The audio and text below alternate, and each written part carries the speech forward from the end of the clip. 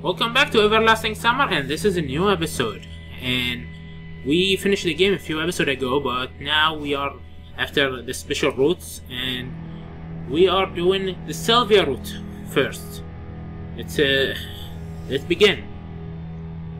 This corridor was identical to the other one which came through to get to the bomb shelter. I was walking at a slow pace, carefully watching the floor and checking from time to time whatever the passage was getting narrow. Look! Oh, there was a hole. Sylvia held my hand tight and pointed at the breach in the middle of the tunnel. It was wide enough for a man to climb through or to fall down. Maybe? Pointed to the tie down, but there seemed to be nothing but the ground at the bottom. I think we should check this out. The hole was shallow enough for us to climb out afterward, so at first sight there was nothing to be afraid of. Climb down carefully and help Sylvia. We found ourselves in some kind of mine. The wall and the ceiling were reinforced by wooden beams, and rails stretched out into the distance. Here and there, the earth pressed down against this fragile design broke through the board, which were rotting with age. It made the whole structure look a bit unreliable. Where do you think we are? I don't know. Some kind of mine. What could they have mined here? Coal, perhaps? Perhaps. We started to advance slowly. The stones would technically treacherously shift under our feet. Now and then the beam come from the flashlight, tremble and jump from one wall to other, often casting a shapeless shadow which disappeared as soon as the light was pointed at them. It's scarier here than above. Guess so. The future we went, the strong my confidence become. The Shrek had absolutely nothing to do with this place. He couldn't have been taken by Chaba Cobra, could he? Alright, we can rule out this possibility out. At last we come to fork in the tunnel. Where do we go now? I don't know. Tried and inject the last some semblance of calm into my voice, but I really had no choice. None at all. Not where to go, not where Shrek was, not even why we're here. What if we got lost? Yeah, right. Let's leave a mark that we have already been here. I picked up a rather large stone and carefully carved a cross on one of the logs to support the ceiling. There, now we know that we here already passed this spot. Good. Sylvia smiled. So which way?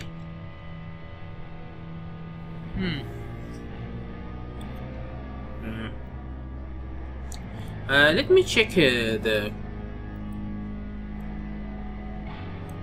walkthrough, because I don't want to lose this time, but I don't think this is will affect anything.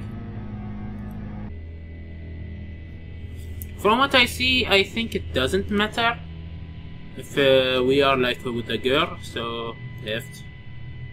After another turn, the flash lit up the wood door. Well, at last that's something. To tell the truth, I was so tired of wandering around this mine that I had completely stopped thinking about Shark. I only wanted to find an exit as soon as possible.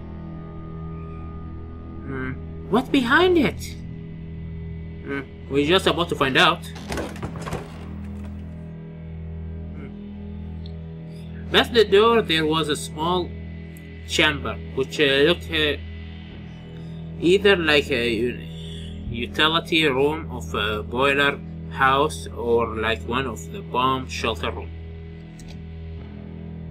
The floor was littered with empty bottles and the walls were painted with a mess of graffiti, which means that other people had more than once visited the place before us.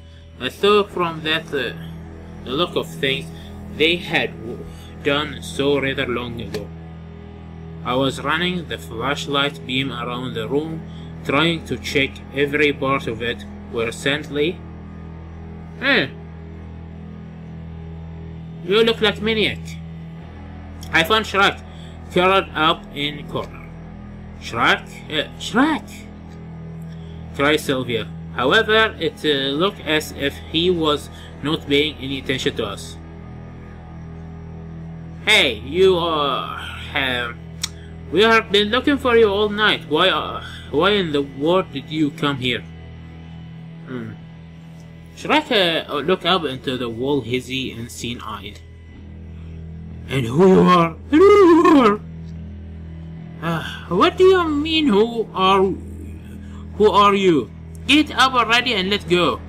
I'm not going anywhere with you. Shrek turned away and started into the darkness again. You want to trick me again? You will make me go in circle through the tunnel, won't you? Yes, you will. I know you for what you are. Shrek's voice turned into infernal whispers. Cut this nonsense out already. I wanted to approach him and pull him upright, but Sylvia stopped me. He's not quite himself. Well, I'm not quite myself either. You wander here all night. You sure won't be quite yourself. She shook her head reproachfully and slowly went up to Shrek while carefully staying in the light. Look at him, he's totally crazy. It's alright, it's me, Sylvia, the big booby girl. For real? Shrek looked at her and immediately started sobbing quietly. Ooh, a girl, okay. Of course, who else could it be? And that's Simeon with me. We came to find you. Everything fine now. Are you really not them? Certainly not. We are us.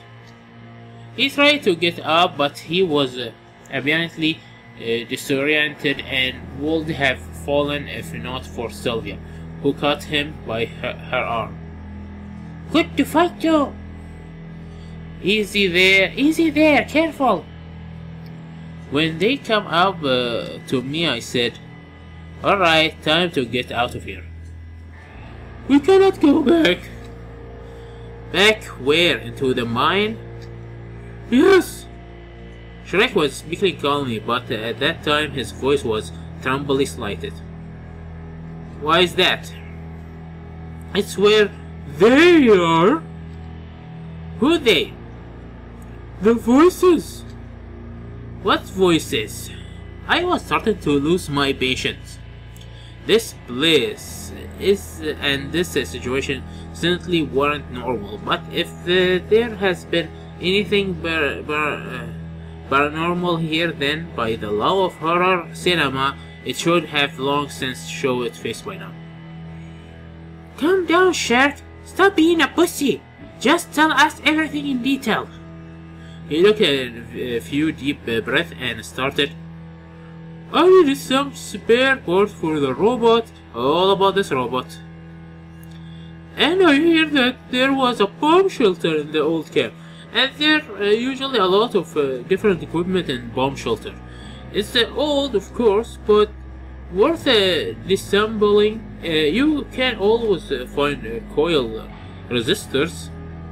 So I went early in the morning. I thought I could finish quickly and get back by breakfast. I got everything I needed. He took some light bulb and wire out of his bucket and showed them to us. But then up there in the bomb shelter I heard some sound from behind the door. Something like a moon or wailing. At first I got scared, but then I thought that a person could be in danger, so I went there. Heroically. Oh, this is heroically. And here was this mine, this damn maze. I got completely lost. And the voices always telling me something shouting, sometimes whispering, and I can never make out the words. He was ready to burst into tears, but Sylvia bit him gently in the head, and Shrek continued, "Oh, very lucky, huh? Anyway, I found this room. At last there you can't hear them." So you decided to sit and wait for rescue, like in a B-movie? I asked sarcastically. Sylvia shot an energy glance at me. Well, in any case, it's time to get out, if there are no objection. Come on, I know shortcut. You said there are no way out. A shortcut? Yes, you know, I walk all over the place. Alright. Shrek did not lie. Indeed, after wandering for just about 2 minutes in the mine, we found ourselves under a great thaw which we could see in the sky. Then, why didn't you go out myself? Try it, you see.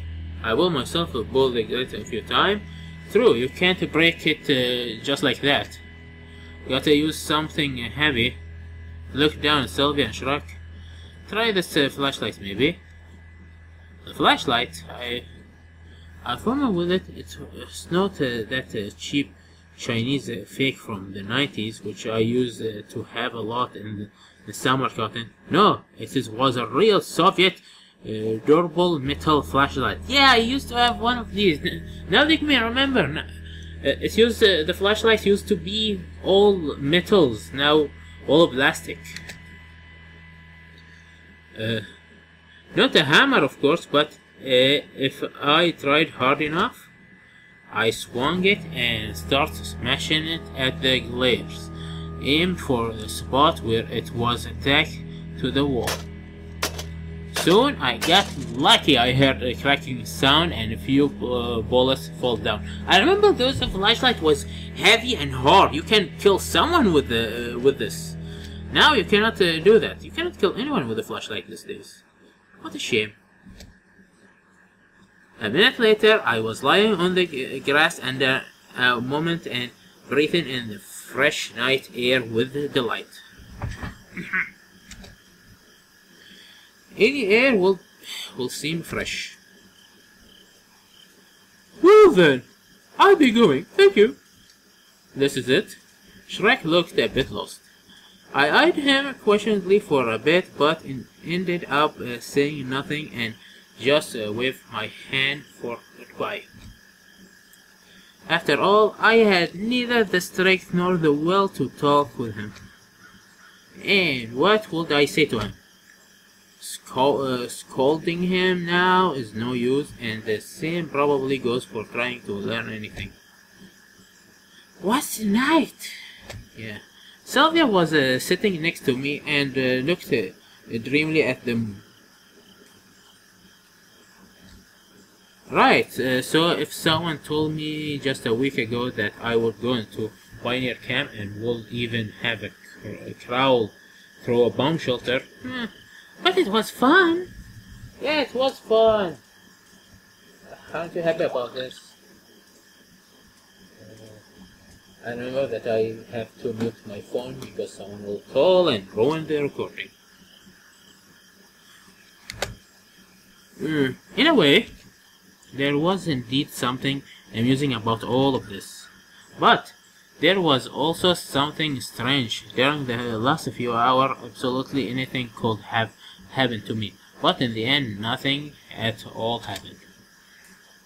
In a couple of years, I will probably remember this as just a funny incident from childhood. If I lived that long. What do you think? Did he really hear something there? I don't know. It's possible, of course, but most likely it was just his imagination. In such a situation, anyone could start imagining things. That was not only the most logical explanation, but also the most probable one. Because nothing had happened to me, neither Sylvia. Well, I for one think he should go see psychologist. Guess he should. Love Sylvia, ha ha ha, he have psychologist disorder. He will be crazy. Alright, time to go to bed. Together? No, oh, yeah. I felt like I needed to say something to Sylvia. Oh, the music. The mood music. I was not sure that I wanted to, but I could feel the need. Thank you. For what? She gave me a surprised look. I wouldn't have managed without you, dear. It was nothing. Sylvia blushed. I was in her debt. Again. I wonder how I could repay her at last, partially for all that she has done for me. Oh, the sky. I started at the night sky, slowly falling asleep. All of today's adventure left me so tired that I had no more strength left. Under different circumstances, I would have surely confessed my love to you. Oh, I said losing touch with reality, I thought would work much faster than common sense, but Sylvia wasn't there anymore. It's probably for the best. At last, she didn't hear. Though it's strange, why did she leave without saying goodbye? Well, whatever, I'll sleep on it and see in the morning. I was so tired that I barely made it to the camp leader cabin. Why, it's hard rock music. But there was a light in the window. That means she's waiting for me. And that in turn means that I am in for lecture again. You told me to go. And this time it was just as pointless as ever. I had absolutely no time to discuss whatever it was. Can I do? The deck chair stand nearby was back to me like friend. I suggest should sleep, forget about the mind shrek camp leader. Oh, look, she do the face. Here you are. He said blankly like I'm looking for my cherry shirt deck chair. Senor! Yeah.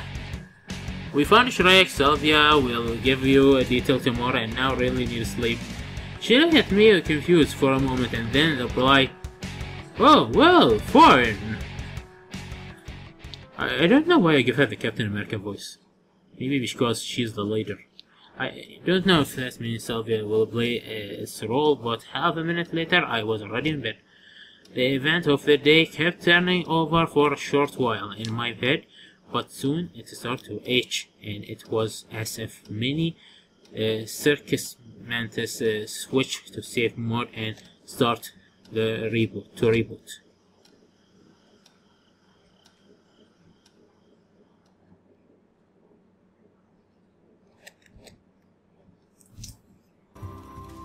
Okay, go to Liliana, go to find Sylvia. I'm really interested in where Sylvia have gone. Yeah, we didn't go to this place before. So we continue Sylvia route. The best route of all routes. Like ginger routes. I am really interested in where Sylvia has gone. So I also want to leave this place as fast as possible, and if not, to finally lie down to sleep. Then, at the very least, to spend some time alone, away from all this Pioneer and Olga, who just couldn't wait to acquire me with something again. The anxiety is so high in this boy. I picked a good moment and fell into the forest. Night had fallen onto the camp. An absolutely normal and unremarkable night. One of this night when the dark sky started of a circumstant moon don't trigger any special emotion. When the crickets crippling and the singing of the night birds seem more like an everyday routine than nocturnal course. I wandered around the forest with no special purpose, trying not to get too far from the camp. After all, there was a chance to meet Juliana out there, and the natural disaster would probably be even worse than camp leader. I sat down for a fallen tree and started thinking, why is that all happened to me? Why do I keep getting myself into foolish situation every time and everywhere? Even having suddenly appeared in a weird pioneer camp in the middle of nowhere, I don't get to become a subject in the experiment, a victim of such cosmic mind, or practical intelligence war on the side of a group of suicide born specific like a regular hero of science fiction. No, I got to hide in night forest from raving camp leader and her working pioneers. The stars in the sky were shining brightly. Perhaps they give their light not only to me and the camp, but also shine on the city where I was born and where my old home is. It was as if a pain settled in my chest. Oh, what's that? I envisioned my old flat clearly, and the tear spit burning settled, making it way from my stomach to my throat.